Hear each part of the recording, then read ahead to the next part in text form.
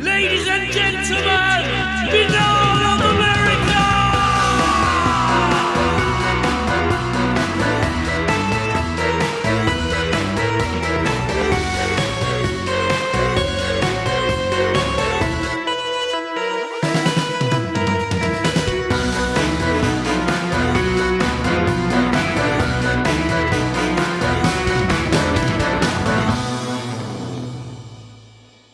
And now, ladies and gentlemen, your host, Tim Binnall. No commercials, no subscriptions, no network, no rules. And at the end of the day, my friends, no comparison. Welcome back to another edition of BOA The Revival.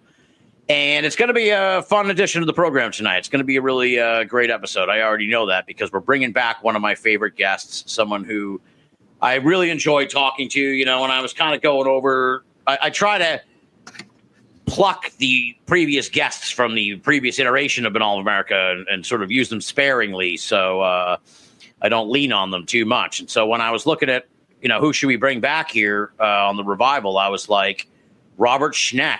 Robert Schneck, man. I love talking to Robert Schneck. And I'm like, how long has it been? And I looked, and actually, amazingly enough, we're talking here tonight on June 24th.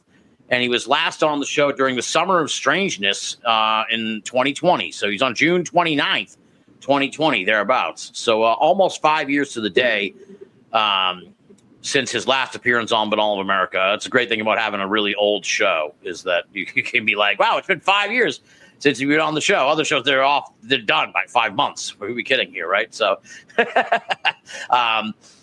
So you may know him as the author of The Bye-Bye Man and Other Strange But True Tales, Mrs. Wakeman versus the Antichrist, The President's Vampire. He is, of course, known as the Historian of the Strange. And you can find out his stuff. You can follow his stuff over on Facebook under Historian of the Strange. Just punch that in. You'll find it. It's pretty easy to locate. And, yeah, he's been on the program a couple times in the past and absolutely loved the conversation. So, you know, when I want to have a really good conversation, I pick the ones I know I'm going to enjoy. You know, it's like sometimes it's a crapshoot, folks. You have no idea who you're getting with Robert. I know we're going to have a good time. So welcome back to the show, my friend. It's been too long, brother, but it's going to be fun tonight. I know that. I'm really looking forward to it, Tim, and it's great to speak to you again. So it's been 5 years. What have you been up to since 2020? Last time we were talking, like I said, about 5 years ago, we were on lockdown. We were just getting ready for the an uncertain summer. So here we are. We made it through the storm, and it's been 5 years. What have you been up to? Well, actually, what I'm working on began because of the lockdown. I have been running the Historian of the Strange page for 10 years, maybe 11. I don't even remember. And it occurred to me that I have got this wealth of really interesting stories that don't necessarily have enough material that they can be turned into whole book chapters, but are interesting on their own. So I took that. I started thinking, well, what if I put them together into, let's say, a sort of encyclopedia of American strangeness? And I must have spent about a year just thinking about it because there was a lot going on in my life. And then I said, yeah, I'm going to do that. I was actually had another idea for another book, too. I had this idea for a book on the different folklore around the way people are used for things. For example, in Malawi, there's a belief that firemen need human blood to paint their fire engines. So really? It's sort of a vampire belief. There are a lot of vampire beliefs in Malawi.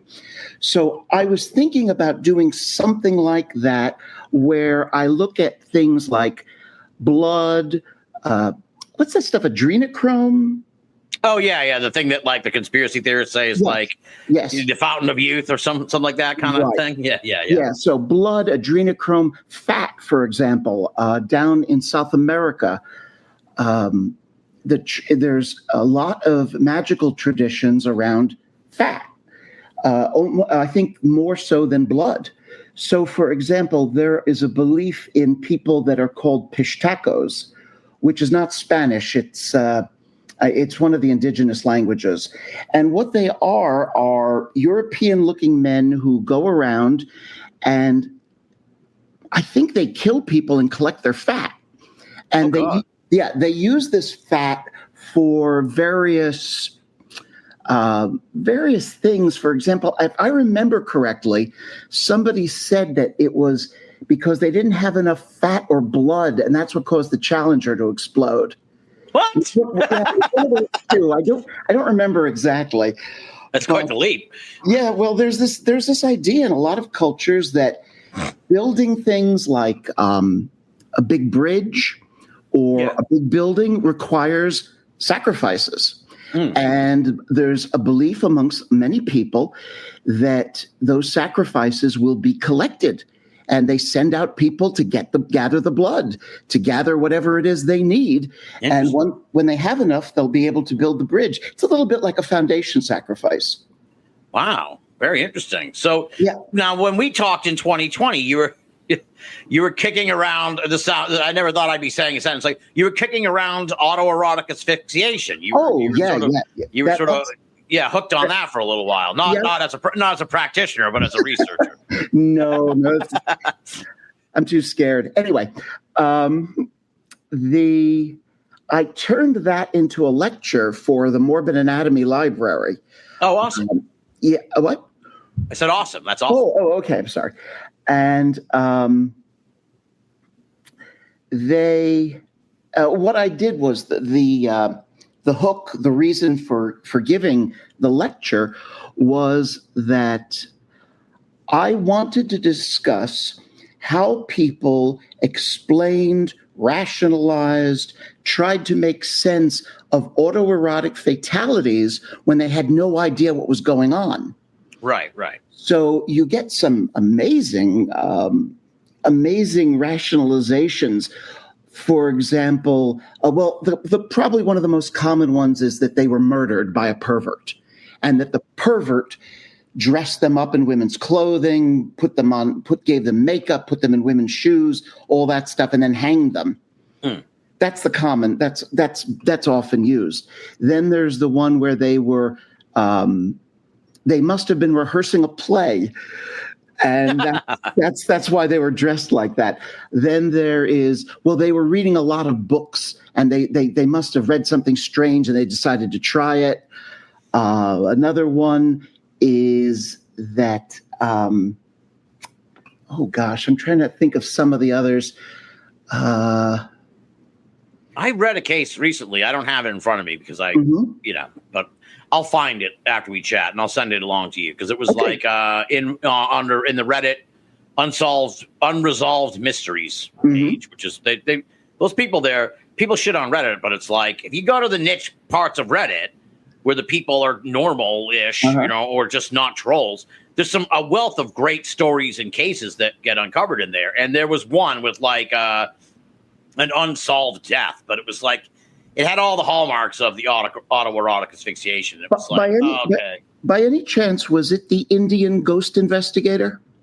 No, it was a young boy, a young like teenage kid. I don't know, but long ago. But I was going to ask you too, as we're talking about it. So, at what point?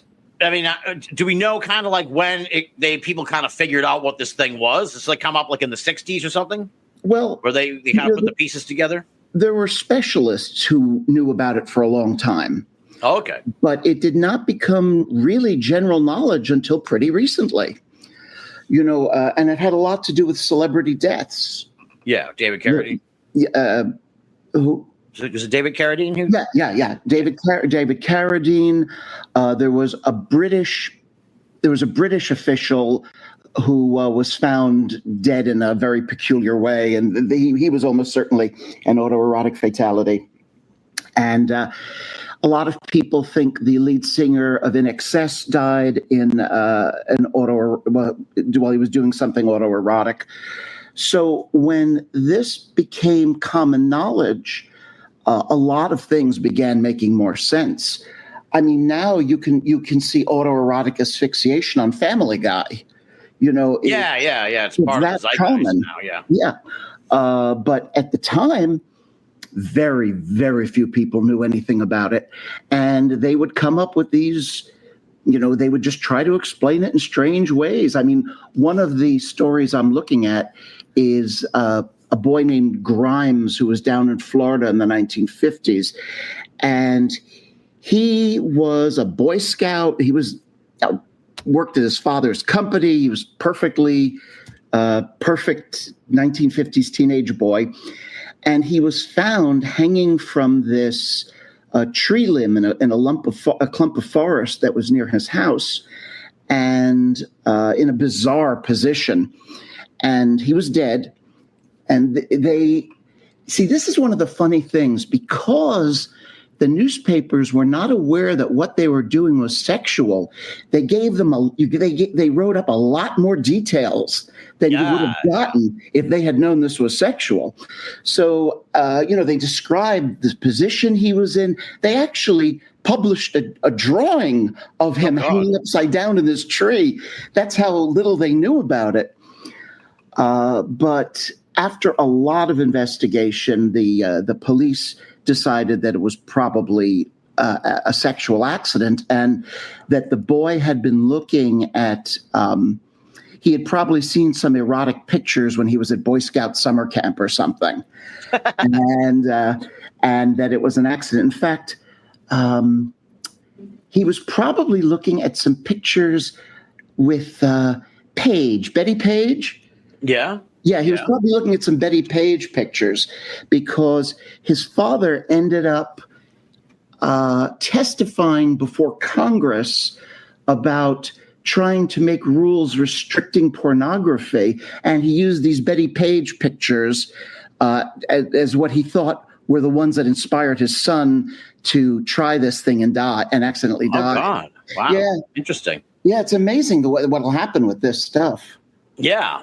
Yeah. And for anyone sensitive out there, I tend to chuckle at at awkward things. So we're not making light of anyone who died, in the midst of autoerotic asphyxiation. But also, you can't help but kind of be like, that's bizarre. And it really is. You got to raise an eyebrow to it. Sorry. It's like another case from the mid-1920s, I think. It was a man named Albert Rudisill. And he was found hanging in his office, and he was completely dressed in women's clothing. He had earrings, makeup, black dress, like an evening gown. And this is where things get really strange. He was wearing welder's goggles, and he had loose eyeglass lenses inside the welder's goggles. That's what the newspaper said. I don't know. Yeah, it's just really weird. Anyway, they had his clothing was found neatly folded on the floor by him. And again, they had no idea what he could have been doing. So they decided it must have been an unsolved murder. And a few years later, I think 3 or 4 years later, a woman confessed. And she said that she did it, and that she had hit him. She was a big woman, and she said that she had hit him with a brick, put him in one of her dresses, and hanged him. But it turned out that this woman was deeply depressed and was hoping the state would execute her. Wow. And that's why she came up with this false confession. But I mean, again, you start following these stories, and they'll go in the strangest directions. Yeah. That's really, it's what I appreciate about this work that you do. You really dig into this stuff, and then you find, like who could have thought this story about the kid could stretch all the way to Congress? It really did. Yeah.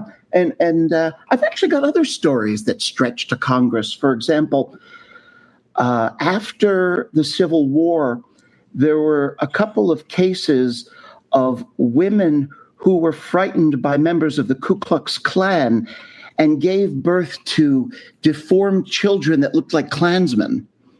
Really? Yes. Strange. And how does a baby look like a conehead? Like, how does a baby look like a Klansman? Yeah, and with like weird fringes of skin and red coloring. You've got to remember that the original Klan did not wear what we consider the classic Klan outfit.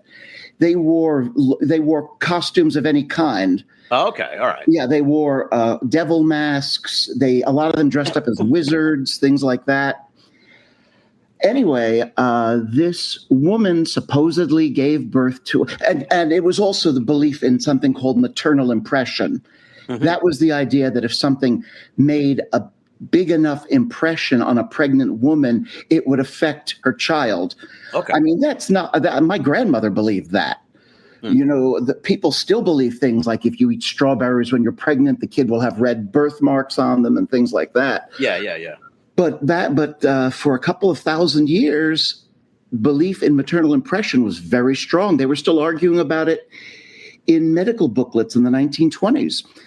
But anyway, there was this story about a woman who her family was being terrorized by the Klan when she was pregnant, and she gave birth to this baby that was supposed to be one of these Klan-shaped babies, one of these, they called them, I think, Ku Klux babies or something. Yeah. And, it got a fair amount of attention, and it actually ended up, again, in a congressional investigation. Really? When they were looking into, after the Civil War, Grant more or less occupied the South, and he was trying to keep down more rebellions, and he was trying to keep down the Klan and the White Caps and all of the Knights of the White Gardenia or something. They were all of these groups that were trying to get the South back to where it was. Yeah, rogue elements. Yeah, right. And they were just out and out terrorists. And there was a congressional investigation about it, and the Ku Klux Klan baby ended up in the testimony of somebody, and it's right there in the congressional record. Oh, wow. Yeah, like I said, a lot of weird stuff.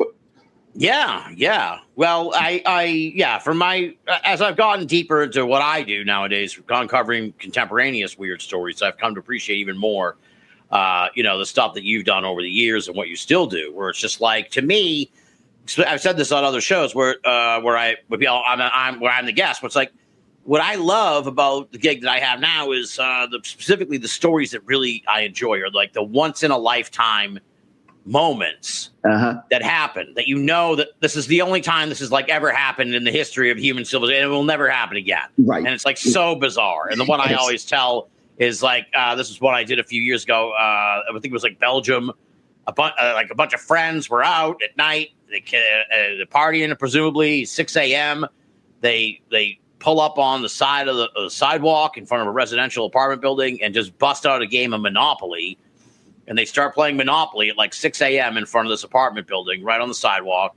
And they're making noise and having a good time. And this guy starts shouting at them from the window, like, shut up, shut up. He comes down with a stick, starts like fighting with them. I think they start to get the better of him. So his son comes down with a samurai sword. And in the midst of the melee, the samurai sword wielding son, he ends up being stabbed with the sword, and he's in critical condition. So it's like, when will anyone ever get stabbed trying to break up a Monopoly game at 6 a.m. on a sidewalk in Belgium? It's never going to happen again. Yeah. It was just the universe came together in some crazy way. The stars aligned. Yeah, and you just got to appreciate it. And there's these events happen every day, they have been all the time. It's crazy. And this is one of the things that I think some people don't understand is I laugh at a lot of the stuff I write about, but like you were saying, it's not because I think somebody getting hurt or killed is funny. It's just that the circumstances are so strange. Yeah. You can't help but find it. If you're not going to find it funny, I don't know what you're going to find it. Right. Exactly. Yeah. It's just like, wow, what is, it happens to be more often than not when I'm writing out a headline. I'm like, how I never would have fathomed that that I'd be writing this crazy story. This is absolutely insane. Yeah. It really is wild. And, actually, there was one thing I wanted to get back to on the autoerotic asphyxiation. Yeah, sure. There was something I wanted to mention about it.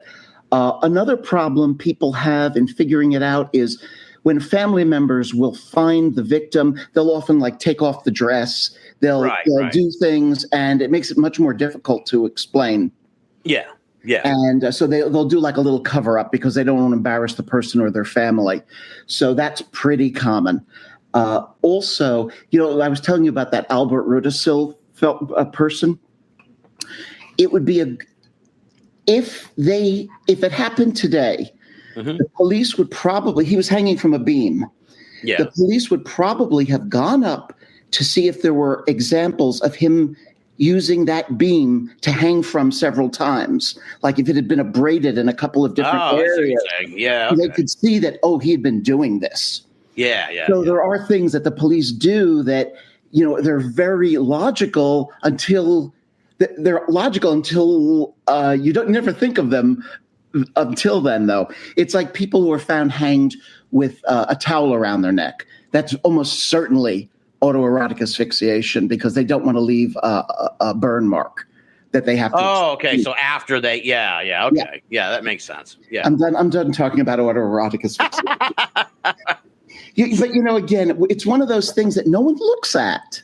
Right. Yeah. It's taboo. So people don't exactly. want to. So, and just so Robert and I don't have to deal with anything in the future, folks, don't do it. Don't do it. Don't try it. Don't do it. So we advise against it. It's also like things I've written about self-beheading. Now, I did a lecture on that too.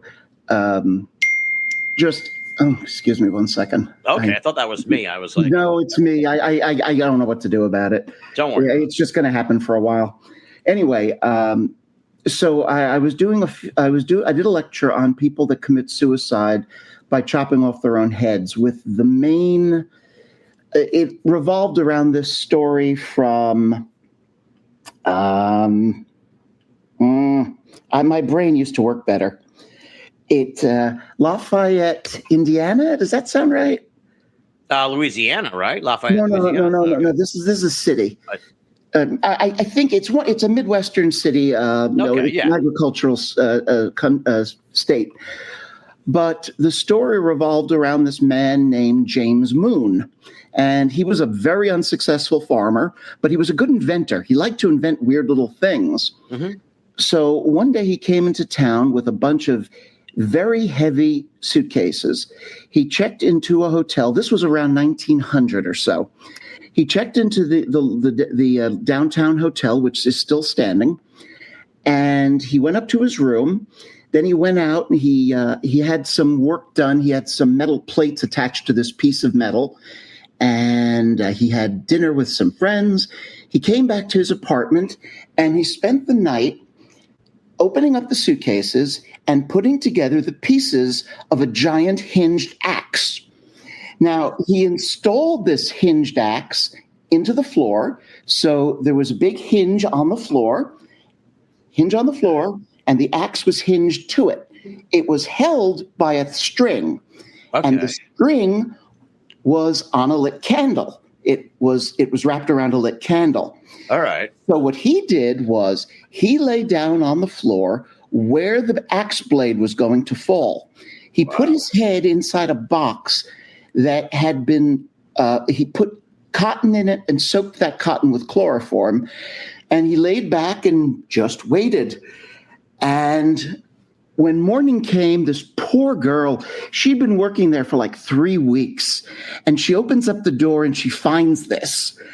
And wow. Yeah. And it was, as you can imagine, people came pouring in to see this thing that was going on. Yeah. Because it was so strange. So they had a parade of visitors through there, but that was not uncommon for murders. Oh, back then? Yeah, I imagine. No one thought anything of it. Did people realize like right away that this was what, that he had killed himself? Oh, yeah.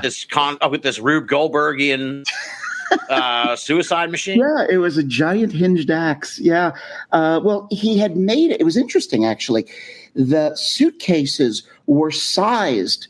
The pieces were sized to fit the suitcases exactly. He did all this very carefully. And then he had to, the article did not go into enough detail, but I believe that it was sort of a telescope arrangement with the axe on the end. And you see those extra weights he bought were screwed into the axe head because he wanted it to have more weight. Yeah. And it worked. I mean, they found him headless the next day. And the undertaker, the Moon family had no money. And when they found out what had happened, his wife was devastated. They had children, everything. And the undertaker offered to give him the funeral for free, but he wanted the machine. I was going to ask what became of the machine. The machine actually has a name. I'm going to give you the wrong name, but it's something like Karawari. And they think it's a muddled version of Harikiri. Okay. Well, the Kiri machine, that's what he called it, I believe. Kiri machine. The Karikari, something like that. Okay. Anyway, he wrote Who named it? Who named it? He did. Moon did. He wrote on it in pencil, a Kari machine for sale or rent. What? And Jesus. Anyway, wow. The Undertaker bought it, and he displayed it in the store window for a while, the funeral shop window, and then supposedly it went on tour, and went to a few county fairs, things like that, and disappeared. Wow. So the thing could very well be in someone's attic right now, still existing. That's crazy. Yeah. I wouldn't be surprised, though, if it might have ended up in one of those scrap metal drives during the wars, because that's a lot of metal to just have lying around the attic. Quite possibly, yeah. My father was an engineer, and I was talking to him about this because I was talking about other kinds of men that committed suicide by beheading, and some of them used guillotines. And I said, I don't understand why they used a guillotine when it's hard to make. You've got to get everything precisely lined up or it's not going to work. Yeah. And my father said, again, my father was an engineer, and he said because that was something they could be proud of. That makes sense. A hinged axe was just too easy for somebody who's mechanically inclined. That makes sense. Yeah. Well, it is remarkable because, they have these suicidal ideations, but I presume to make these machines and everything, it takes a lot of time. So it's time, effort. It's interesting that there's no, they're still focused, and it ends with them completing their macabre task. And it's remarkable that they never sort of stray off the path where it's like, okay, I built this machine. I'm not going to really do, you know what I mean? It's like, okay, I'm going to go work on another project. That's what's right. But it's remarkable in that way. I can see that happening, but I can also see where somebody reaches a point where they say, okay, when I'm done with this, I'm done. Right, exactly. Yeah, no, I can also definitely see that. Yeah. Yeah. And again, some of these, there was one built by an engineer that was absolutely beautiful. I mean, this thing was a work of art. It was, it looked like it had been made in a factory, and he's committed suicide with it in Russia, I think. But suicidal beheading still goes on, but it's much simpler now. For some reason, it seems to be men that do this, not women. What they'll do is they'll tie a rope around their neck, and they'll tie the other end to a tree, get in a car, and drive away.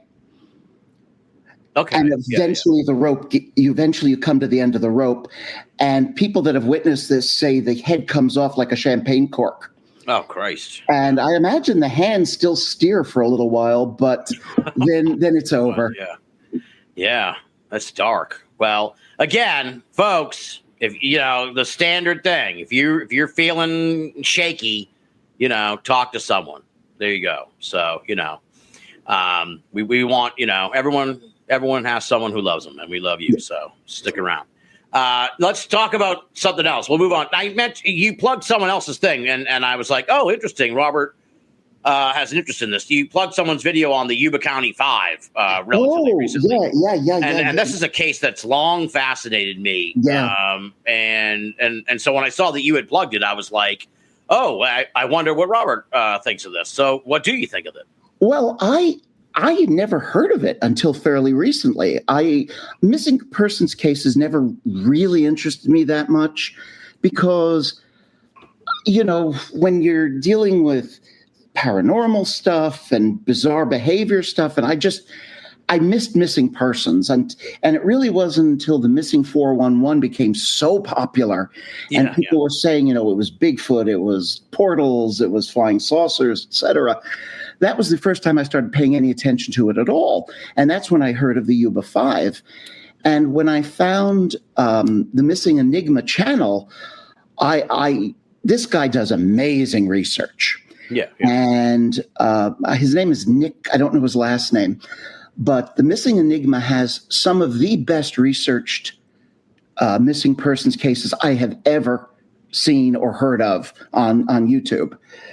And like I said, the first time I heard about it, I said, this doesn't make any sense at all. I just, were they... Also, I'm sorry, but the original version of it I read suggested that the five of them had serious mental problems. Yes, that's the biggest but stumbling block to this. Exactly. Yes, it's finally coming to light now. Right. Up until the last few years, that the case has been so held back by misconceptions about the intellectual abilities of these guys, where it was completely written off, and now people are kind of starting to give it another look, and they're like, wait a minute, like you're saying, these guys were fairly functional dudes. I mean, they were playing basketball, they were driving back and forth, going on long trips. I mean, they knew what they were doing. They were okay. But when you put that together with behavior that we can't understand, you try to explain it like autoerotic asphyxiation. Yes, you don't know what's going on. You grab at anything to come up with an explanation for it. And, there were some versions where one of them, who I believe suffered from schizophrenia, was blamed for murdering the other ones. And there's all kinds of crazy theories. Yeah, but I mean, and then when they found the bodies, the guy was in the bed with his feet having frostbite, and all the food was there, and there was a generator with mechanical stuff there. It was just so weird. Yes. And then I started watching these Missing Enigma ones, and I won't repeat what he thinks it is, because what he thinks it is a little. I don't know if the person he thinks was responsible is still alive, so I don't want this guy to get into trouble. Yeah. But he thinks that, let's just say that the guy who claimed to be unconscious in the VW might have had more to do with it than he would lead you to believe. Yes, I thoroughly fall on that myself. Yeah. So, but it's just so out of whack. Something was going on. Right, exactly. Yeah. But what I like about the case is kind of what you touched on too, where it's like it's like a Russian nesting doll of weird mysteries. Yes. Like first of all, how'd they get off the road? Right. All right, that alone is weird. Then it's like, how'd they get up the mountain? Then it's like, why did they flee the car? And then it's like, why did all the weird stuff happen up in the cabin? And then it's like, what's with the weird guy who met them on the road that we were just talking about? And he said he saw a bunch of other people by the car. Yes. His whole crazy story. So so like each one is its own little mystery, and it's so hard to figure out, because it's like, you think if you just pull the string on one of them, the others will all unravel, but it never works that way. And I think they finally found the last body. I'm not sure, but I think not that I'm aware of. There's the fifth one hasn't been found. Out there. Yeah, was it the guy who had schizophrenia? Yeah, it was this guy. That's what makes it complicated too. The case, because everyone's like, well, the other guys were like, seemed like they were on the spectrum, so to speak. So it was like, he was a completely different diagnosis. Yeah. And they were like, that alone puts into people's heads, well, there's a schism. They weren't really, and they kind of, it breaks them apart in people's minds because he was the number one that was never found. He's kind of like a suspect. Is he a suspect or a victim? It complicates the whole case, Again, that's another one. That's another mystery into the nesting doll of what became of the guy. He also had when he was sick, he had one or two violent episodes. Yeah, so he had a colored history. You add that too, but he was okay when it happened. Anyway, like I said, I think that somewhere out there is somebody who is so dedicated to this, they're going to pull all these strings together into a massive book, and that's going to be a great book. Yeah, well, my friend, let me plug his name here. I actually just got a message from him. I got to send you the link because I had him on the show. Tony Wright. He's doing a lecture soon. Tony Doug Wright. Yeah, it says Tony Wright. Tony Wright. He wrote the book "Something's Not Right," which is no pun intended. No pun intended. But he wrote, Something's Not Right. He's been on Binnall America. He wrote what's considered the definitive book so far. Okay. It's outstanding. So I'm going to send you. I'll send you the link. Yeah, please do. I really want to read that. Read you the show. Yeah, you'll absolutely love it. It was again. It's one of those things. It's like Dyatlov. You just which has also been wildly misrepresented in a lot of versions of it. Someone called it the American Dyatlov, I think. It's been called that. Yeah.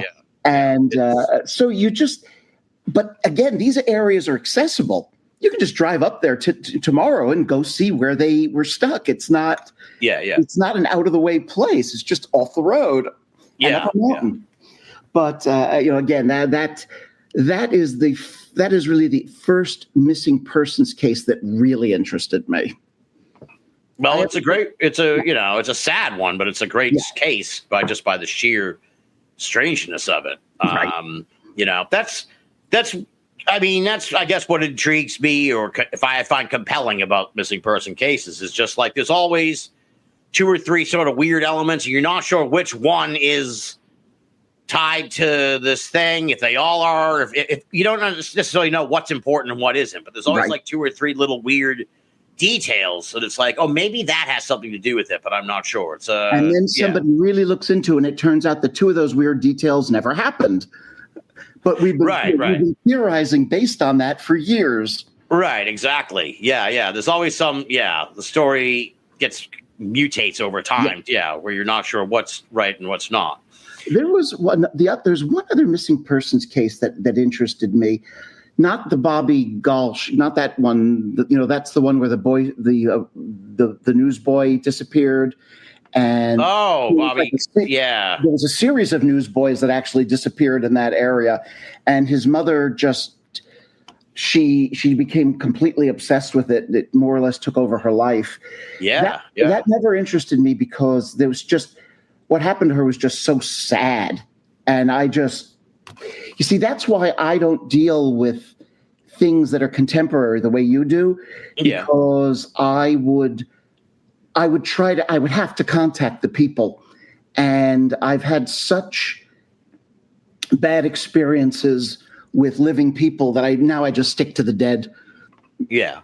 So that's interesting because I have that. I don't necessarily do that with what I do for Coast to Coast because everything's, it's like shit's flying out the door every day. So I don't have time to chase down someone necessarily who had experience. I got to write the next story. So, but I've talked to other people on the show, and I've felt compelled in a sense. I'm always like, well, have you contacted this person since this thing happened, like in the 80s? And most people are reticent to do so. And I'm always just like, maybe I would be too if I were in their shoes. But this part of me is just like, I would want to know some of these stories that you hear from the 90s and the early aughts and stuff. It's like, these people are still around. Has anyone contacted them in the 20 years since to find out if they have anything else to say, if they remember anything else or whatever? And it's more often than not, people don't. No, they don't. And it's a shame because it doesn't take much effort. I'll tell you, I'm going to be writing an entry in my next book that's going to be about this. It was an assisted suicide that happened in 1952 in Arizona. I think Arizona. Yeah. And the man who assisted the suicide was a college student. And I did a little research and I found out he's still alive. And I wrote to him. He's 95 years old. He wrote back. He was very nice. He is the primary source. That's why it's always worth looking.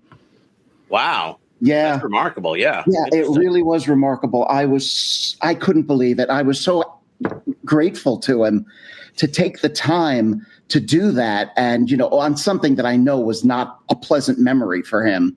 Right. Maybe probably one of the last times he'll think about it, or maybe it's been on his mind for all these years, and you actually kind of were, a lifeline in a sense, where he was like, no one ever, maybe it's always, like I said, maybe it's always on his mind. No one either knows or thinks to ask him about it. Yeah. So he gets a letter one day from you, and he's like, whoa, this is, forgot about that. Yeah. Yeah. Holy shit. Yeah. Well, it's funny. This man actually, and again, I'm not going to talk about him personally until the book is written, because it'll take a while. And, he's 95. So. Yeah. And he actually went on to become a very important person in the recording industry. Oh, wow. Yeah. Interesting. Yeah. In the actual mechanics of recording. All right. Gotcha. Interesting. So one of the, when we're talking about disappearances, I was looking at one of your really old Coast to Coast appearances, and there was like a list of some of the stuff you talked about.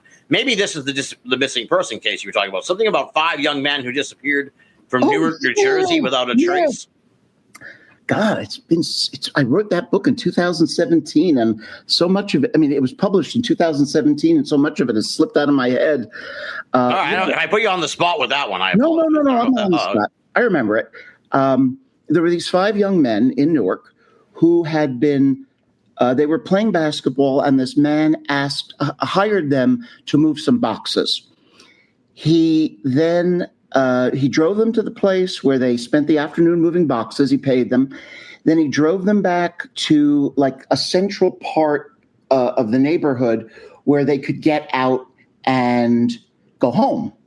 And apparently there were 3 of them went one way and 2 of them went another way. That's what one of the witnesses said. Well, they never came home. They vanished on that walk. All 5 of them going in 2 groups going in different directions, both disappeared. At least that is what the newspapers reported. You can't get the police files on it because the case is still open. What year was this? Oh, 1960, late 1960s. No. It was Jimmy Carter was president. So it would have been around 78, 79. Does that sound right for Jimmy Carter? Thereabouts, yeah. Yeah, 78, 79. Yeah, Jimmy Carter was president, and the case has been looked at for years. They thought maybe when the Jeffrey Dahmer murders happened, they checked to see if one of his victims might have been one of the boys who vanished. And I say boys because they were like 17, 18. They were very young.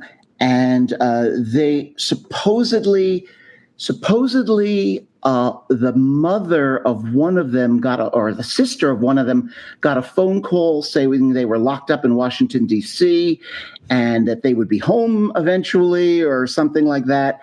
And they just, like I said, they were gone. There's no one's ever found the slightest bit of evidence of what happened to them. And that's not because the police weren't trying. They have been trying for decades to solve this thing. Okay, so let me revisit this. So a guy hires them to move some boxes, takes them to a place, they do it, and he brings them back to like a park, and they go their separate ways, and they vanish. It actually is on a street. It was like street corner. Okay, all right. And I have. And who is this man? Do we know who the man is? This man, yes, we do know who this man was. And for years, he was the prime suspect. Of course. And a few years ago, he was actually tried. He was put on trial for it. And so many years had passed. There was Witnesses had died. Witnesses had forgotten things. And he was found not guilty. And there was no way they could have convicted him after all these years, not without something like DNA evidence. Supposedly, there was this story that one or two of the boys might have been involved in drugs, and that this guy was involved in drugs. One of the more gruesome stories is that he brought them to an abandoned house, locked them in a closet, and burned it down. You know what I actually thought might have happened? I thought maybe they boosted a car and drove into a river or a lake, because that does happen. You know, once Google Earth became so... Yes, that's happening a lot now. They're finding these cars that, these mysterious vanishings are being solved after 30, 40 years. Yeah. It's crazy. Between that and the genealogy DNA, it's like we're on quite a run of solving cases. Yeah, well, when they solved the boy in the box mystery, that I never thought that was going to be solved.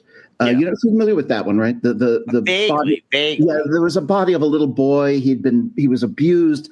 They found his body in a box near Philadelphia, and they were never able to figure out who he was. But finally, after 40 years, 50 years, they were able to they were able to track him down using the DNA. Yeah, and so that's finally been solved. They have released his name, but they aren't releasing a lot of information. Apparently, some of the people are still alive, and I don't know if there's going to be a trial or what.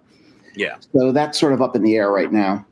Interesting. Yeah, well, they solved the Somerton man, the Australian Somerton man. Oh, yes, right. They solved that one with DNA, too. So. Yes. What was it that was written on that piece of paper? It was Persian. It was because they also called him the something man. Yes. Yeah, I can't think of it. I've read it the Fortean Times a million times, but I can't think of it. Yeah, we wouldn't do good at one of those bar trivias. No. Yeah, I know exactly what you mean, but I don't know what it is. But I know that word. Yeah. Very interesting. One interesting aspect you mentioned on the page recently is you come across a lot of interesting stories about twins. Twins kind of make for interesting. A lot of weirdness happens around twins. Yeah, well, I think when it happens with twins, it becomes more memorable. I collect the stories because I don't know what I'm going to do with them yet, but I collect a lot of things I don't know what I'm going to do with yet. Yeah. I've got a folder of exploding coffins and graves. I have no plans to do anything with it, but I've got it. Well, that's one of the. I've noticed this too with what I do too. The stories add up. Like things happen and then they happen again, and it's like, okay, that is. They start to fall into weird categories where you're like, okay, to the layperson who hears the story, it's like unbelievable, but I'll give you some group of Bolivian boys or whatever let a spider bite them because they wanted to get superpowers like Spider-Man, right?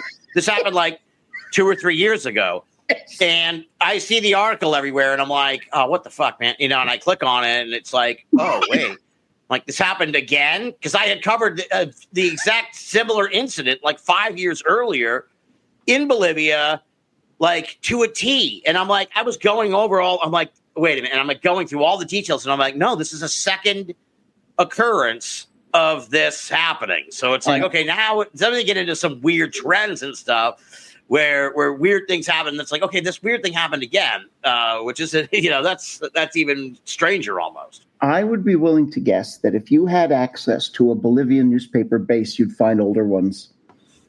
Quite possibly, yeah, I bet. Because Spider-Man's been around a long time. Yeah. And, it was funny when you were telling that story about the Belgian Monopoly game. When you started telling it, I said, I wonder if I'm going to be able to think of another example of what he's talking about. I haven't. No, but anyway, we're talking about twins. There's a lot of things are supposed to happen with twins. They talk about telepathy. There's that story of those two girls who developed sort of a language. Yeah. there are stories about them being able to like be aware of when the other one dies or is hurt. To me, the most fascinating thing about them, though, is these twins that are separated at birth and turn into, they have the same interests. They marry women with the same names. They get similar jobs. They have the same hobbies. They buy the same breed of dog. They give it the same name. I mean, that just boggles my mind, because it makes me think that we arrive in this world pretty much all packaged and ready to go.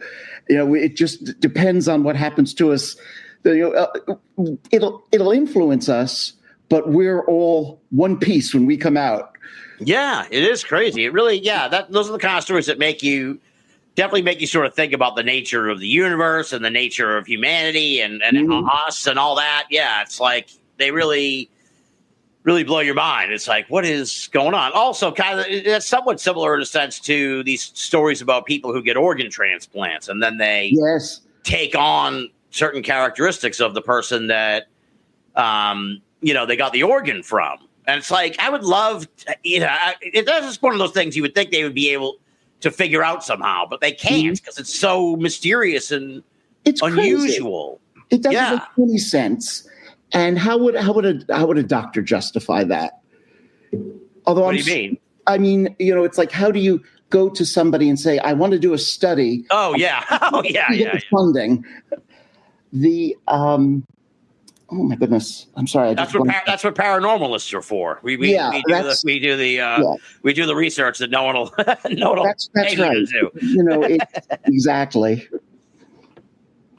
How about the God machine? You were talking about weird machines before. The God machine, odd contraption from the 1850s. Does that ring a bell? It was 1850s. It was the story of a minister who he started out as a Universalist minister, and he became a spiritualist. And he claimed to be receiving information from all the brilliant dead. So Benjamin Franklin and Roger Bacon and all the brilliant inventors of the past were supposedly speaking through him. And they wanted him to build this machine that would run. It wasn't a perpetual motion machine per se, but it was a machine that was supposed to keep moving on spiritual power, and it was going to be sort of alive. And he eventually went up to this mountain outside of Lynn. And there was a sort of a lookout tower up there, and that's where he began building this thing. And they spent quite a lot of time and money with him receiving revelations and his followers putting this thing together. And they use a lot of euphemisms in describing this.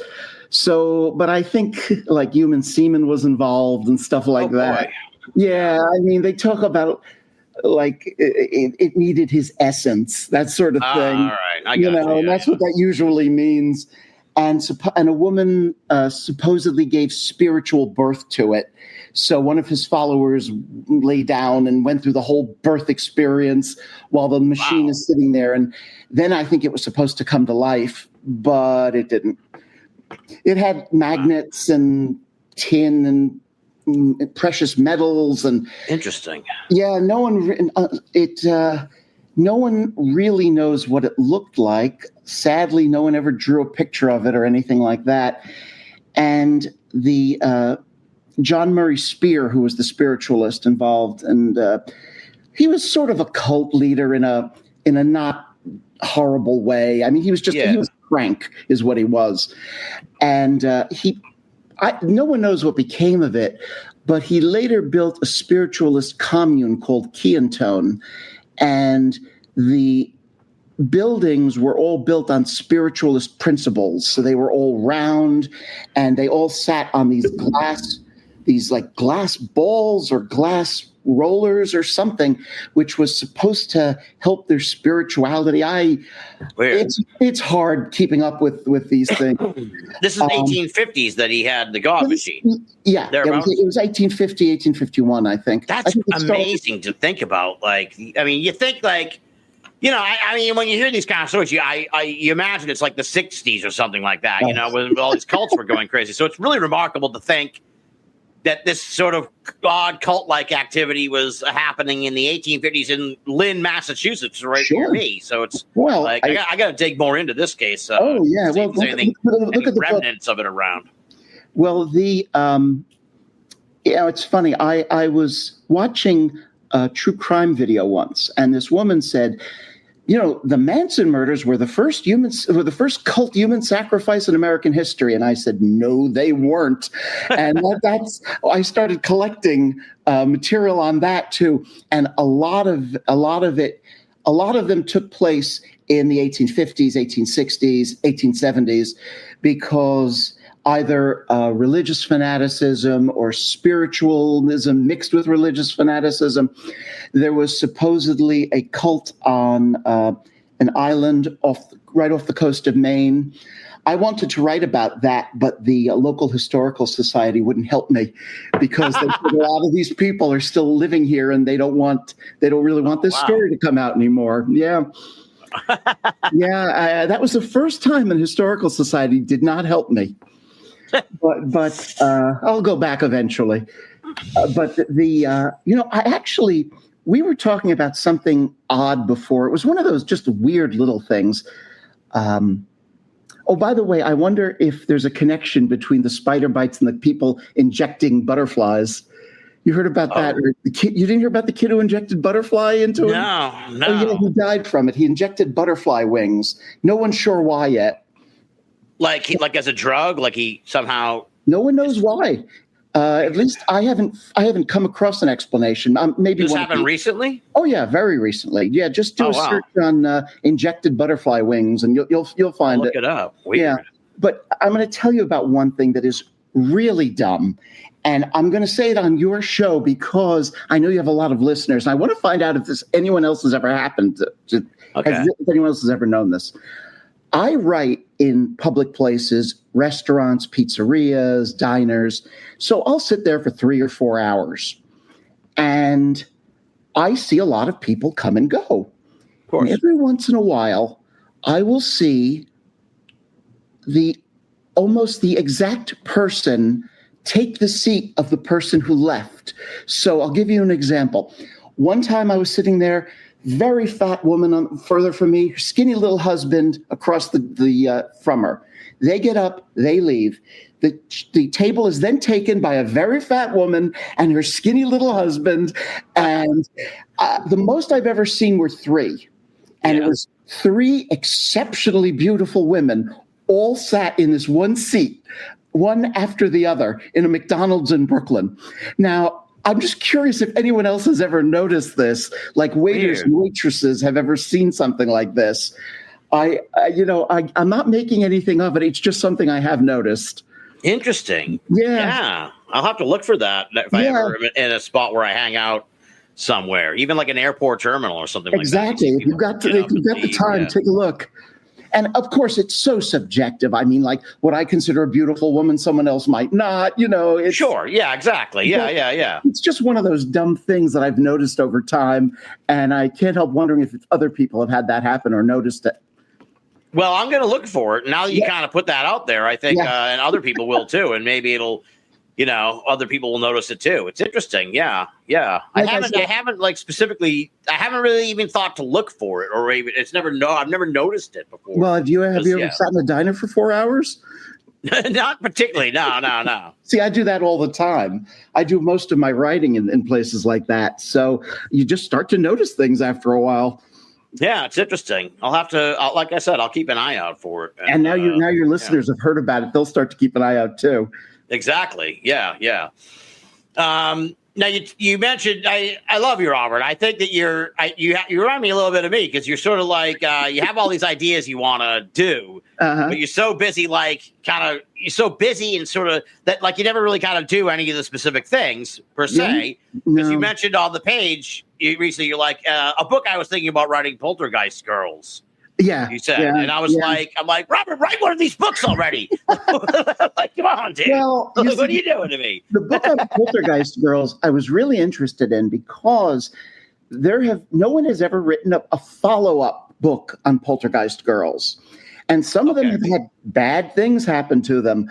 Now, what do you mean by Poltergeist Girls? Well, in the 19th century, in the early 20th century, there was this idea that usually a young girl on the verge of puberty would become the focus. And because of inner turmoil, she would start to project that into, psychokinetic energy. And things would move and break and things like that. All right, gotcha. I know. And Charles Fort called them Poltergeist Girls. I see. All right. In fact, he in one of his books, he suggests that maybe the Egyptians used poltergeist girls to build the pyramids, things like that. That's a new one. Well, he was joking. All right. But a lot of the girls who were poltergeist girls had very sad, tragic lives following the events. Yeah. And I don't believe anyone's ever really written about them. The girl, Tina Resch from the Columbus Poltergeist, she's in jail for life now on murder charge. Wow. Yeah, I believe her boyfriend murdered her baby and she was somehow involved, and she's in jail for the rest of her life, as far as I know. Jesus. Another girl, the Connecticut poltergeist. It was in this really tiny house in Connecticut. I don't remember what city it was. It was a very tiny house, very small. Yeah. And the author's description of it talked about how even though this house was very small, they had like 3 or 4 televisions and they were always on. And I got the impression that nobody really talked in this house. So it was an odd house. And this couple had a child who died, and they adopted a girl as a child, and this girl seems to have become the focus of the poltergeist. And she eventually, after all the poltergeist activity was over, and everything settled down, and everyone started saying, "Oh, it must have been a hoax," even though it wasn't. She vanished. No one knows what happened to her. They think she went up to, she was, I believe, an Alaskan Aborigine. I don't know what group she came from, but I think she finally just went up to Alaska and vanished. She might still be there. Maybe she'll hear this, but no, I certainly don't know whatever happened to her. Wow. Okay, so these are young women from like the 50s and 60s, or what years were these poltergeist girls? I guess earlier. Well, they've been going on since the 19th century is when they started deciding that it was girls, but it's not just girls. It's boys too. It can be elderly people. It just seems to be connected to turmoil. And, that's what everyone's been saying about it for years. I'm no expert on it, but that's certainly the impression I get. Although there was one really good book, I wish I could remember the name of it, where they look at it as a spectrum from haunting to poltergeist. And there's this group in between where they really overlap. Yeah. So, it's not always, oh, this is a haunted house. That's a poltergeist house. The only thing I can say about that is when poltergeist activity ends, it usually does seem to end. Yeah. As opposed to a haunting, which by definition should go on and on. Right, exactly. Yeah. Interesting. So you kind of kick the tires on doing something, an interesting take on it, where it would be like, let's see what happened to these people after this ended, which is really fascinating. It kind of goes to what we were talking about earlier, where it's like the revisiting, the follow-up. A lot of that never happens, and there's a lot to it. They don't do the pre-work. They don't find out what their lives were like before it happened, and they don't find out what their lives were like after it happened. And I think that is absolutely essential. Otherwise, you might as well just be cutting out a newspaper article and reprinting it, because that's all it is. We are talking about people, and we're talking about experiences that they went through. We're talking about things that could actually have real meaning, and it's a good idea to look into it. I really began noticing this with the people who claim to be abducted. And so many of them, after their claimed abductions, became artists. They became singers, and they started to paint and do things. And whether they were abducted or not, I have no idea. But the experience obviously meant something. It had a profound effect on them. And I find that really interesting. So what happened to the people after they left the haunted house? What happened to people after they saw Bigfoot? I've heard stories about people getting sick after they see Bigfoot. Well, really? that happens they'll say they were in shock. Or it was just affected them so badly. And however, there is a long tradition of people getting sick after they see a ghost. Yeah. See, I've always been interested in that intersection between ghosts and Bigfoot. Yeah. Well, I definitely over the years have kind of come to err on the side of like there's something beyond just an animal. There's something got to be going on here that isn't just. It's not quite as cut and dry and simple as that. Right. But it's all it's a frustrating mystery, that one. It is very frustrating. Sure. So. Do you ever hear anything else about the Bye-Bye Man? For folks who are unaware, we talked about this way back when you first appeared on the show. The short story you wrote, or the short story it's not a short story, it's a recounting of a tale you were told that ended up becoming a movie, right? Which is pretty awesome. And I was busted on you the whole time first time we talked. I was like, I wondered about what that was like. So, but do you hear much about it nowadays? No.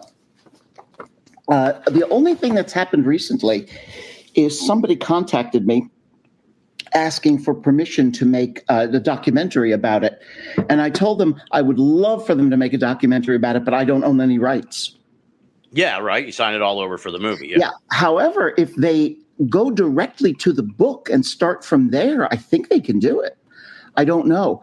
But I'm not going to tell them that. I'm not a lawyer.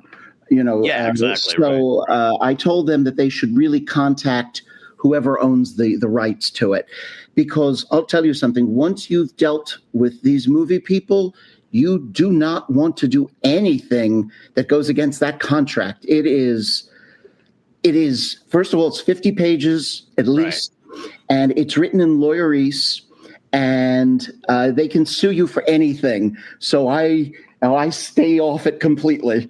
There you go. Yeah. Still pretty cool that it got made into a movie, though. You got to be proud of that. What are the odds against that happening? Yeah. And the really funny thing is that was the story I almost left out of the book. Because I said, you mentioned that, it's not historical. Why am I putting it in? But then I said, it's a good story, though. It stuck with me. I'm sorry so many people found the name comical. It still gives me the creeps. The poo-poo pee-pee man became a meme coming from the Bye-Bye Man. That's what I'm going to be remembered for, the poo-poo pee-pee man. Oh, man. Now, I noticed another one. This is a deep cut again. I hope you don't mind. Maybe since you talked about it a while back, you may recall it, and it's right near my neck of the woods. This is Phantom Invaders in Gloucester, Mass. in 1692, around the witch trials. So what is now? I'll confess here, this is like less than an hour for me. I never heard this story about these Phantom Invaders in Gloucester, Mass. Back in 1692, which is crazy. So what's this all about? It started when the witch trials started, the exact same time. You can find the story in Cotton Mather's book, Magnalia Christiana, America. I'm not sure of the title, but it's something like that. If you can find Magnalia Christie, you can find it. Cotton Mather didn't write that many books with that title. Yeah.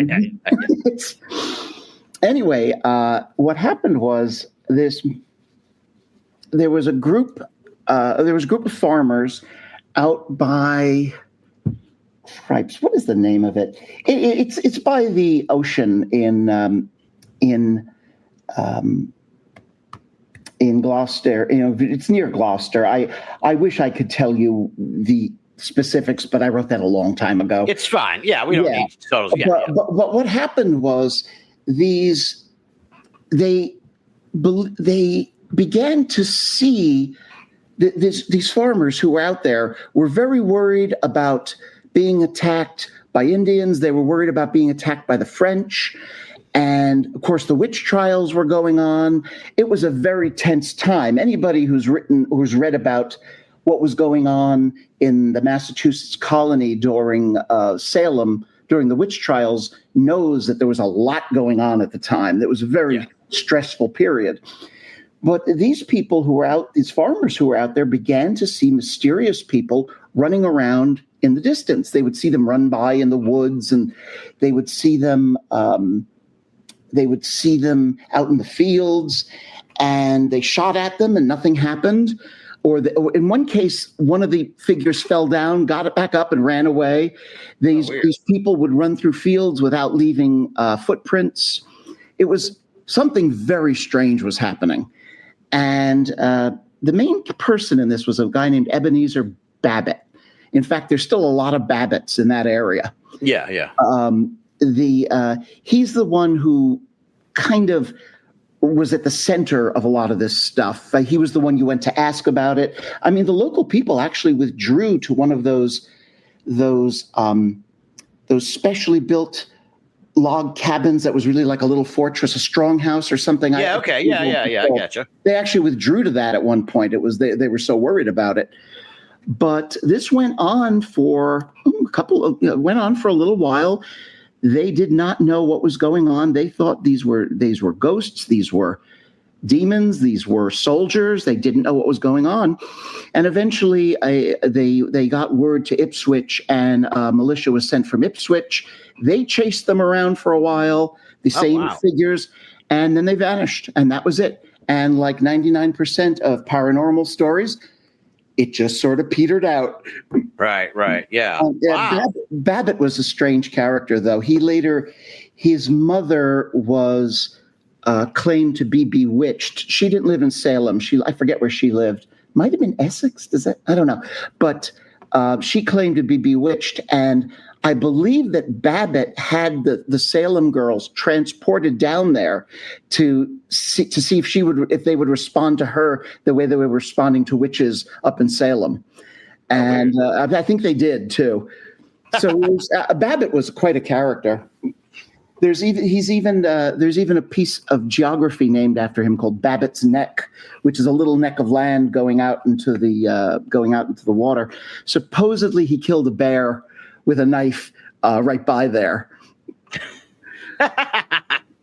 Oh man, yeah. Historian of the strange. Yeah, now, do you not at the risk of psycho? Oh, go ahead. The Historical Society still has the knife. Oh wow, yeah, that's fantastic. Now, at the risk of psychoanalyzing, is there any reason you think that you seem to have a lot of interest in these death stories, odd deaths? You mentioned you were sort of you were very interested lately in tales of strange deaths, if you will. So it's is there a reason why that interests you think? Oh, yeah. I'm getting older. I turned 60 on my last birthday. I lost both my parents 2 years ago, so death has been kind of, thank you, but it's been a theme in my life for a while now. Yeah. And I've always been interested in, you can't really be interested in the paranormal without having an interest in death, because they overlap a lot. Right, ghosts and hauntings and poltergeists and all those things often have an element of death. It's funny because I've always occupied an odd spot. I don't write books about the paranormal. Yeah. Often I write books about the paranormal looking, the paranormal seeming, the like that. possibly paranormal. And I realize that doesn't have the same draw, that out and out mysterious paranormal, this bizarre thing happened, that bizarre thing happened. But again, you end up dealing with people, and people are amazing. People do things that are a lot more interesting than a ghost walking by. Absolutely, yes. I mean, they do stuff that will curl your hair and, oh, I saw a light in the sky. Okay. Right, exactly. Yeah. These people were playing Monopoly at 6 a.m. and got into a battle with a samurai and a stick. Yeah, exactly. Yeah, people You saw a UFO. Yeah, exactly. People are a wellspring of strange, man. Yes, they really they are. And at the risk of, like, not to romanticize death, but there is something. I mean, that's literally, and also no pun intended, that's like the final note of someone's life. And for some people, that is like a grand, it's strange, or it's bizarre, or it's, some people get hit by a bus. Some folks die in the hospital or whatever. But then there are some people that, get stabbed by a samurai sword trying to break up a Monopoly game. You know what I mean? And it's like, if it's all sort of preordained, it's like they chose a fucking great ending. I'm going to stick the landing on this one. I almost killed myself in the dumbest way you can imagine. I was holding a knife because I was going to slice some bread or something. And I reached up to get a paper towel. And I wanted to rip it off so the whole roll wouldn't come out. Yeah. And I ripped it off like that. Oh, shit. I punched, you on the radio, you can't see, but I punched myself in the chest with the knife blade. Fortunately, I was wearing a heavy robe, and it was right where the lapels crossed. Yeah, okay. And it was a pretty thick robe, but yeah, that was the dumbest way to die you could imagine. Yeah. Well, I think don't we all have like one or two, three? I mean, you haven't lived if you don't, I think. A couple of ways where you get out of some scrape or some moment and you're like, boy, that would have been, people they would have been talking after that if they had found me when that happened. Oh, jeez. Oh, man. It's funny you said that, though, about romanticizing death, because the whole romantic movement is based on death. It's the idea that there are irrational and irrational and inconceivable powers at work, and that this is a part of life that becomes that we can.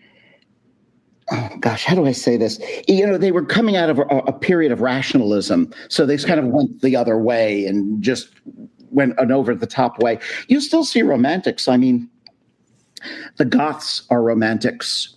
Yeah. The vampire kids, these are all romantics. They are straight-up romantics.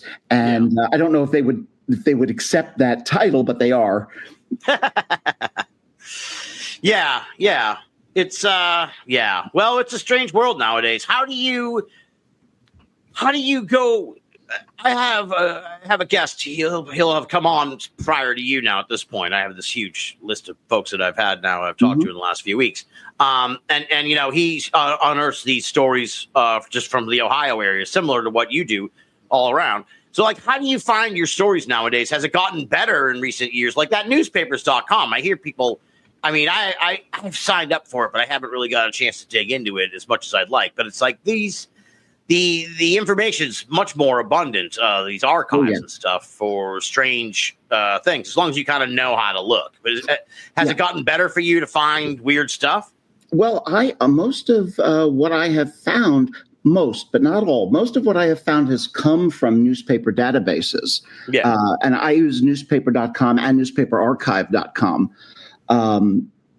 But also, I like to read local history books because they'll have stories that don't get into the big history books, and they can be very weird. I love finding a book like Key and Tone Valley Tales. That was a book that actually exists, and they talk about that group that John Murray Spears set up. That colony he had there. So I knew from that we were going to get more information about that, and I turned up a bunch. It was a self-published book, and my God, you could tell it was self-published. It was a self-published book, but it had stuff you just don't find anywhere else, and that's what I love about those sorts of books. And I will always buy them, always, because I never know what I'm going to find. And also, you can find stuff in regular books. It's just that other people don't look into it. Yeah, that makes perfect sense. There's just some odd little thing, and no one else has bothered to look. So, I mean, with me, I know that I'm going to write about something when I read it. And I look at it and say, oh, that's interesting, and forget about it. And then I start to feel a scratching in the back of my head. And that means, oh, you have to get back to that. then I've lost it, and I lose it for a week or two, and I finally find it, and it goes into the pile of things that need to be done. There you go. Beyond the Historian of the Strange, is there a hub? Do you have a blog or anything where you're writing sort of long-form stuff? No, just Historian of the Strange. I write very slowly, very carefully. I try to check everything, so it takes me forever to write anything. But I do try to get like double duty off of it. For example, there's an entry I'm working on for the book I'm writing right now that I think could work as a Fortean Times article. Yeah. So I'm going to ask them if they want it. That way, I can at least stay in front of the people who are my audience. Right. I'm terrible with that because I'm kind of a recluse. I'm the typical reclusive writer, and people forget my name in between books. Yeah, it's how it is these days too. It's kind of like unless you're churning out books or on the circuit. Do you do any speaking engagements these days? I'm actually going to be doing one in Lilydale next month. Oh, nice. All right. Yeah, what's that all about? I'm going to be doing one on a problem that has been bugging me since the late 1990s. A friend of mine came up with this idea. He wanted people to measure, to figure out the measurements of their houses if their houses were haunted. And he wanted to compare those measurements to known haunted houses. And he wanted to see if there was some kind of a correlation between dimensions. I don't mean, yes, supernatural. I know. Yes. Right. Yeah. Right. Yes. He was curious if there was some correlation between sizes. Yeah, I thought it was a fascinating subject, but the more I thought about it, the less I thought it was.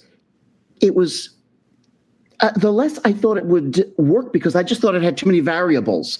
For example, let's say that there's one hallway in a haunted house and another hallway in a famous haunted house have the exact. No, I'm sorry, I screwed that up.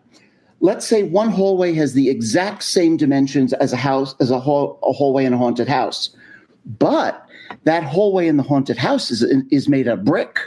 And that one's made of wood. What if, does that, they're just, again, there's so many things. This one has a window in it. That one doesn't have a window in it. Is it one of those things that's making it happen? So this friend of mine is amazing at coming up with ideas. Doesn't follow through on them, though. He was the one who told me the story of the Bye-Bye Man. Oh. Yeah. Right. Yeah. Like I said, he told that story for years. I asked him, why don't you write it down? He tells it, and so he didn't mind that I did. But anyway, I was really intrigued by this, and I said, well, why don't we take it a step further? If we're able to figure out, if we're able to make some real, if we're able to make some real discoveries on dimensions, what things, building materials, this, that, how it's aligned, where it's set, all that. why don't we use that information to build a haunted house, to build a house that's as haunted as it could possibly be? Wow. And I have been working on that on and off ever since. I cannot pin it down. It's a fantastic idea. Isn't it? Yeah. I have been trying to figure this out for a couple of decades now, but I always get tangled up in the weeds and the details. Right. It's like, okay, I think actually one of the reasons I wanted to give this lecture was so that I would be forced to impose a little order on this sprawling amount of information I have. I have literally 2 shelves of binders containing information about this. Oh, wow. Indian burial grounds, collecting scraps from known haunted houses, how do different cultures see the alignment of the house as playing a part in being haunted, all those things. And there's some that it does play a big part. So what I think I'm going to be doing is I'm going to be talking about 3 big areas, like choosing a spot, building materials, and one other, I forget what it is right now. Yeah. And by focusing on those 3, I'll be able to come up with a more coherent approach to it. Because like I said, I always get just tangled up in the weeds. How are we going to approach this? You have so much information. How do we use it? How do we get it to interact with each other? How do we get it to amplify? Like, if you do this, will that amplify that? That sort of thing. Yeah. And I'll tell you, the most interesting thing that I think has come out of this, at least that I found, that I learned that I didn't know, is that sometimes the people who build those Halloween haunted houses say that they are haunted. Yeah, I've heard something like that. Yeah, and that there was this one guy I know who did that. His father would build this incredibly elaborate haunted house in their garage every year. I know building it in a garage doesn't sound like much, but this thing was enormous. Yeah. And every year his house would become haunted when the haunted house went up in the garage. Weird. And it was by a man wearing a plaid shirt. And plaid comes up a lot in ghost stories. It was very typical. I have several. You've given me several points to make. Timothy Renner, who is a writer, podcaster out of Pennsylvania, he's kind of really developed the plaid man aspect. Oh, was he? I met him once. I didn't know he concentrated on that. Yeah, well, it's certainly one of his things. He wrote a fantastic book on hobos. Mm-hmm. Not hobos, hermits. Excuse me, hermits. Yeah. He wrote an absolutely fantastic book on hermits that you would love. That you should check out. The other thing is it Hairy Men or something like that? It's got a name like that. No, I don't have it written in front of me. I have one book on hermits, and I think it's called like Hairy Men in Caves or something. No, it's called I Don't Mind the Loneliness, something like that. And it's a book. Yeah, it's a fantastic. It just came out like earlier this year. No, I don't have that. No, I Don't Mind the Loneliness was a big quote in this month's or last month's edition of the Fortean Times. They were talking about a hermit that lived in a forest in England, and there was one of the headlines was I don't mind the loneliness. Yeah, here it is. Yeah, I have never minded the loneliness. Mm-hmm. Let me see the whole thing here. Let me see. He writes a lot. He sure does. And his co-author, Josh Cutchin's a good friend of mine, he mentioned to me, this ties into what you're talking about with the haunted houses, with haunted locations. We did a tour of like the Trans-Allegheny Lunatic Asylum in West Virginia, and he mentioned that there and said at other of these other similar type places, always on the 3rd floor, there are these like black figures, these crawlers that like people see them like shadow creatures that kind of crawl around but only on the 3rd floor, and it's on different. Interesting. this is on in different places, like 2 or 3 of these places. It's a recurring thing that's come up. So ghost hunters should if they can, they should concentrate on the 3rd floor. Yeah, or they should be expecting or cognizant of that on the 3rd floor. Huh. Yeah. I mean, I realize that going in with that idea is more likely to make you experience it, even if it doesn't happen. But that's still really interesting. Yeah, it's very odd. Especially that's like one of those things that like you wonder, how it kind of came to be known, and it's just very odd. And that is probably going to go into my lecture on building a haunted house. Yeah, I'll text Kutch later this week and ask him for more information about it. And, that would be great. Thank you.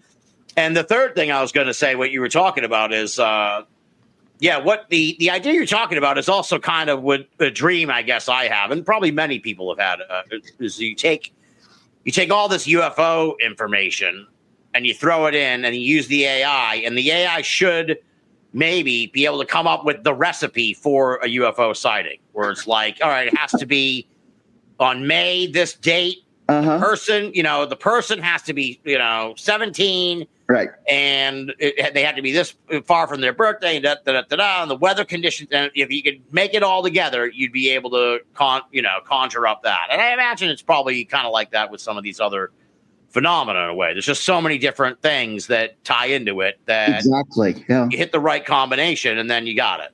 See, sometimes I think that might be the trick with the paranormal. It's like you just have to turn the right. It's like those little tumblers inside a key. You got to turn them the right way, and when they line up, then something weird happens. Yeah, exactly. Yeah, I don't know if that's true or not. It's just I have been looking at the paranormal since I was 9 years old. Do you know how much we've learned about it since then? Nothing. Absolutely nothing. Yeah, absolutely. I mean, it's so. That's another reason why I got more interested in how bizarre people are. Yes, exactly. Yes, dude. Yes, I've been in this 20 plus years now, and I know exactly what you mean. You get paranormal fatigue, where you're like, all right, I'm more interested in the people because they're the ones.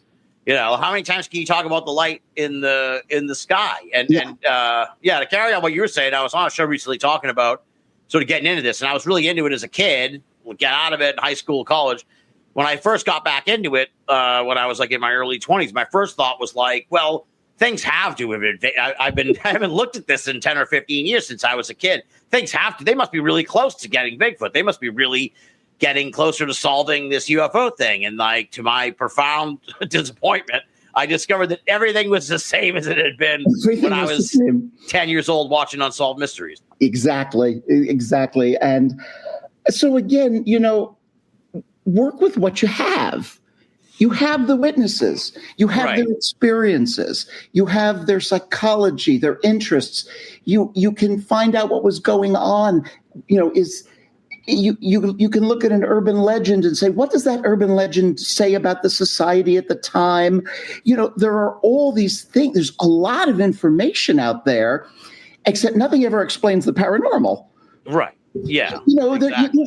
A new idea can come along. I mean, the last few years, people were talking about quantum explanations for haunting. Do you know how many people understand quantum anything in the world?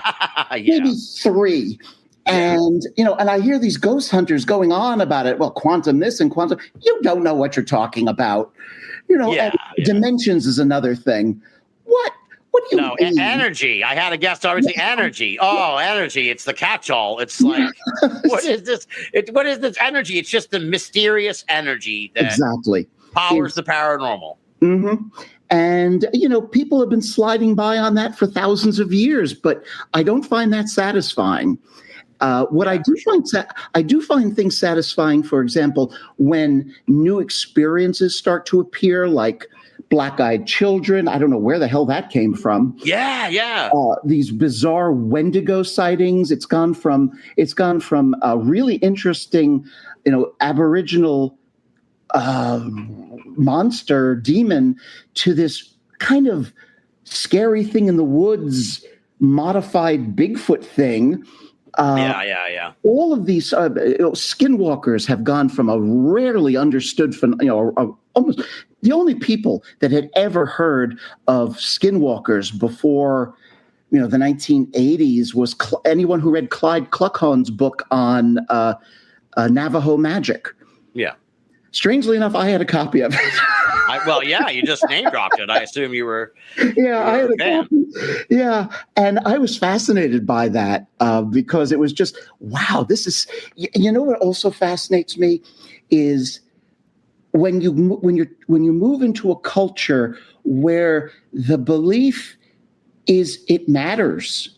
It's not something that you joke about. It's not something you talk about lightly. It's important. So you go to Africa, you discuss human sacrifice. It's not an abstraction there. Human sacrifice occurs in Africa. It does. Yeah. It got so bad in Uganda at one point that they had to start putting up signs discouraging people from carrying out human sacrifice. Yeah. So again, it's real there. You go to the Navajo, it's real. You don't joke about it. In fact, talking about it can make people suspect you might be one. Right. Yeah. People get killed for being a suspected skinwalker. Yeah. I remember once I contacted a man who worked on a clinic in the Navajo reservation. This would have been in the 1980s. Probably. And I found this story about a man who lived on the reservation who said he was chased by a skinwalker, and that's why he turned his truck over. And he was taken to this clinic. So I called the clinic and I asked the doctor, what had happened. He said he didn't want to be quoted, but he said stuff like that happens a lot. Yeah. He didn't say he believes the guy, but stuff like that happens a lot. And you don't joke about it. Yeah. Well, I don't know if you've seen in recent years, one of the guys, he was a former cop on the Navajo Nation, and he was tasked with investigating the weird stuff when he retired. And they did an Unsolved Mysteries episode on him on the Netflix Unsolved Mysteries, and he also wrote a book. I should get him on Binnall of America in the future. He's got some amazing stories, but I'm sure he does. Called out like people who had Bigfoot sightings, UFO sightings, creatures, skinwalker type things, like really, and these are contemporary. These are like within the last 10 or 15 years or whatever. And, this guy's not making this stuff up. Like why would he, it's like people often think that for some of the people are so cynical about that kind of shit. It's like, nah, I don't think so. I like when they say you're just doing this for the money. Yeah. Yeah, we're getting rich off this. Yeah, no kidding. And one of I was thinking too, I was just to throw back to that idea of you put together the recipe for the UFO sighting. The key part of it too is like if you and I'll be like, all right, Robert, we figured it out, but we need like a 23-year-old guy or whatever. You can't tell them. You got to just shove them into the thing because it's like we were saying, well, the ghost hunter's expecting it, so you had. A lot of this stuff happens to people when they least expect it, when you're not looking for it. It takes you by surprise. It seems like that's almost a necessary part of it. I used to know a woman who worked at the Parapsychology Foundation, and she said that the best mindset to have something paranormal happen to you is to be washing dishes and staring out the window. Yeah. She said you're just in sort of not a trance state, but you're in a very receptive, kind of hypnotized state. That's when you'll see a ghost, you'll see a monster walk through the yard. Yeah. She also thought that mental state where you find yourself reading the same paragraph over and over again. She thought that might also be conducive to experiencing ghosts and stuff like that. But interesting. But what you were saying about pushing people into it without them knowing. One of the things I would be saying is, let's say you build the house. Well, you've got to find people to live in it. Right, do you tell them or do you not tell them? If you tell them, now that's where things get really sticky because let's say you tell them that this house was built to be haunted, and they're open-minded, but they're not gullible and they're not total skeptics. Well, let's say they believe that it's possible. Mm-hmm. Will Group PK make haunting phenomena start the way it did in the Philip experiment? Right, yeah, exactly. And now if you don't tell them anything, then will haunting occur? Maybe there has to be a reputation for haunting. One of the parapsychologists who investigated seance phenomena noticed that you begin to get phenomena sooner if you start off by faking some, because that opens people up. Well, that opens me up to an interesting experiment. You could almost take beyond what you're talking about here, where you just get like you and I have access to this, but you get a newly built house, right? That for a fact is not haunted. Right. So, who knows? But you know what I'm saying. It has no reputation, has no past. Right. Then you bring in the people and you rent it to them maybe for 6 months. And when you rent it to them, you make up a bunch of bullshit. We say, look, 2 or 3 people died here in the making of this house. We rented it previously, even it's like, we rented it previously. No one stays for more than 2 weeks. Exactly. And then you let them move in, and then you see if it will generate something, and then you could actually run it as an experiment in a way where then you have other people live there. You don't tell them anything, right? And see if there's a control to it. See, that exactly. Would be that's the control. That's the control. It really, I wish I had that kind of money. Right, exactly. Yeah. If I did, you and I would be making plans tomorrow. I'd be like, all right, we got the place. Let's do it. Yeah. Yeah. I mean, when my friend was working on this idea, he first thought that, if we come up with something good, maybe it could turn into a TV show. That was when Taps was just becoming popular. Yeah. Can you build a haunted house? But again, it's just one of those things that has been bugging me for years. Yeah. And I have, I do have I've got a lot of stuff to talk about when I'm up in Lilydale, and it'll be my chance to see Lilydale, which I've always wanted to see. Now, remind me, is Lilydale, is this where the spiritualism and all that? Yeah, it's a spiritualist town. The Church of Spiritualism owns the land, but the people who live there own their houses. So that's why it's been able to remain a spiritualist compound or town for as long as it has. Yeah. And it's got Lake Casadaga is there, and that's why the other spiritualist group down in Florida is called Casadaga or Casadega, I think. Oh, wow. Yeah. Okay. Yeah, they named it after the lake by Lilydale. Fascinating. All right. Yeah, I'm really looking forward to going there. And who else? Is it going to be you, and who else? Is just you coming up there? No, it's not me. A bunch of people are going up. Shannon Taggart's putting together she's putting together a group of people that are coming up there. I don't remember. And when is this? Next month, I think. Towards the end of the month. It might be almost like a month from now, I think. I think it might be the 24th, but I'm not sure. I've got to contact her and ask. But this is going to be going on, and it should be really interesting. I just told her my only request is that we do it someplace air conditioned. Yeah, well, that's a fair request. Because Lilydale doesn't have a lot of electricity and stuff, so I can see that. That's the only thing I was really insistent on. Do you do much traveling to any of these other places, these strange places? You've written about all these odd locations, odd stories that have happened at places. Is there any place you've gone where you're like, all right, because you're talking about Lilydale, and I'm almost certainly going to get the information wrong, but I know that the foundation of the Fox sister house or something like that is somewhere up in that general vicinity. It's preserved within the building or whatever. It was originally in Hydesville. Oh, yeah. And then it moved. When Lilydale, they moved it there. I think it burned down, and I think there's a reconstruction of it there now, but I'm not sure. I don't know. I know the foundation is I think they just have the foundation. Yeah. The foundation should definitely be there. And, they've got a museum that I want to see. They've got those They've got automatic art. Supposedly the medium Okay, like a painting to appear just like that. Really? Yeah, there was Automatic there were a art. couple. Interesting. Yeah, well, I don't mean automatic in the when people say automatic art, they usually mean like automatic writing. Right, that's what I first thought was channeling, but you're saying it's like spontaneous art. It's spontaneous, yeah, supposedly done by spirits. I don't remember what they call it.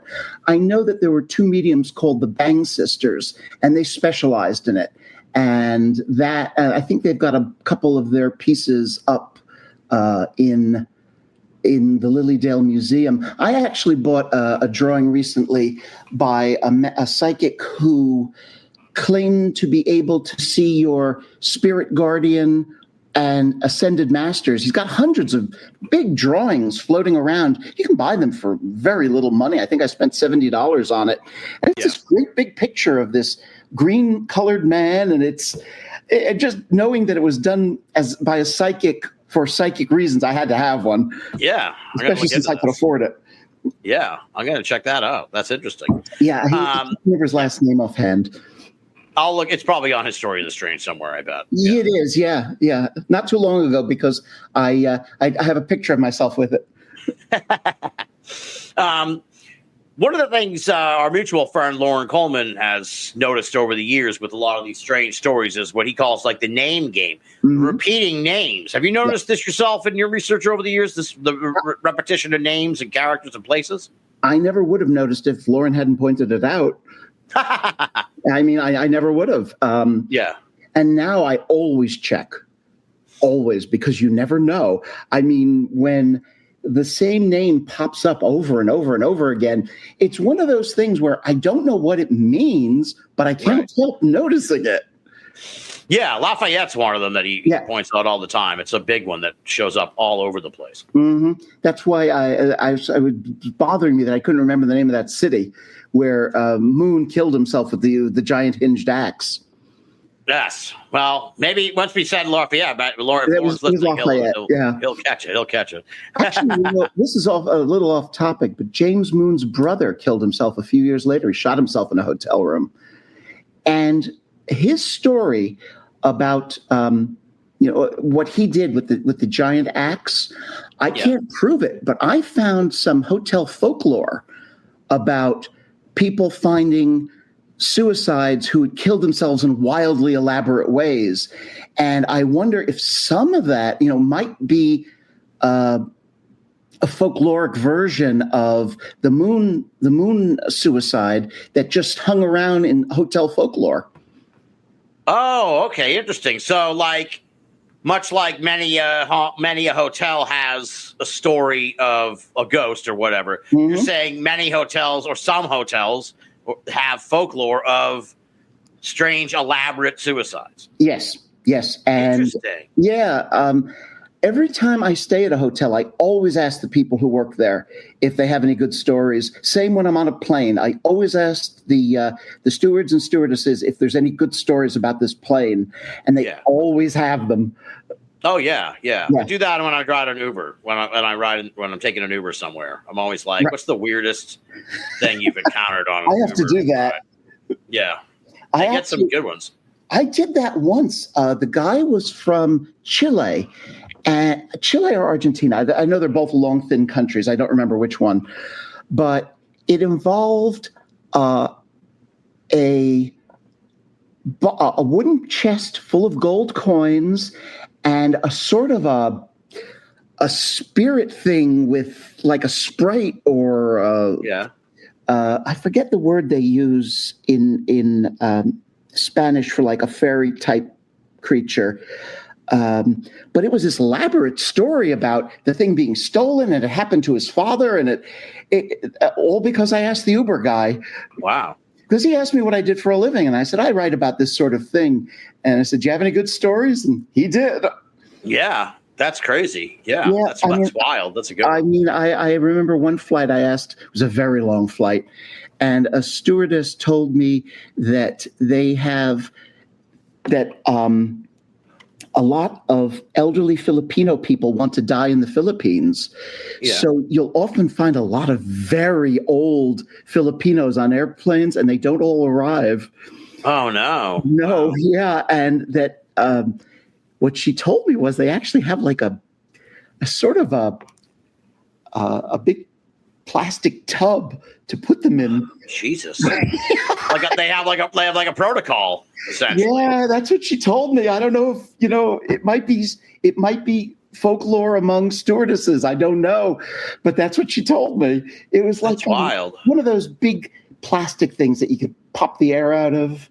Tupperware. It was like a big Tupperware. Oh, geez. Yeah. Well, that makes sense. Yeah. Okay. Yeah. Interesting. Yeah. Well, that's wild about the hotel folklore, though. I'm going to definitely have to ask next time I'm staying at a hotel or something like that. I stayed at a place once, this place in New York City, and I said, this place has been here since the 1920s. And I started turning up murders and suicides and crimes. It was just, I found so many. Eventually, I put them all together for the guys that work there. That's awesome. That's awesome. That's great. All right, so you're going to be up in Lilydale late July or so. Yeah.